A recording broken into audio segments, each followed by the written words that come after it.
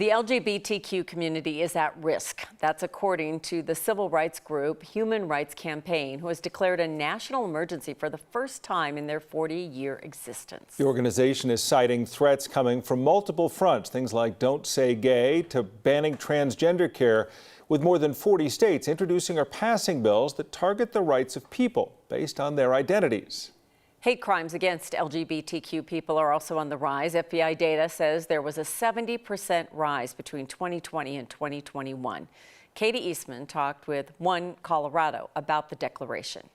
And we know that states like Oklahoma and Florida and Tennessee and Texas, that there's been a lot of harms done. As the executive director of One Colorado, Nadine Bridges says she and her wife are careful where they travel. I have family in some of these states. It's people that I really care about that I cannot see right now because it feels unsafe. Unsafe because of the nearly 500 pieces of anti-LGBTQ legislation that the American Civil Liberties Union says has been introduced in states across the country this year alone. 63 have passed into law.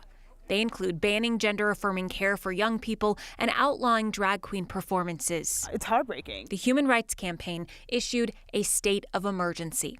In a guidebook for action, they say the pace at which LGBTQ+ equality has advanced has created a last stand mentality among some white Christian conservatives who are determined to reestablish their vision of a white Christian America by any means necessary. Sometimes you have to have a difficult statement to wake folks up. In 2021, 3 conservative Christian organizations joined together to create the Promise to America's Children. They have been responsible for crafting much of this legislation for lawmakers.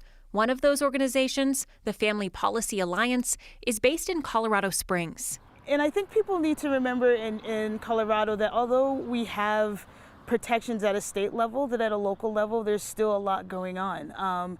There's still attacks on drag queens. There's still a lot of discrimination against transgender youth in particular. And we need to pay attention to that. Katie Eastman, 9 News.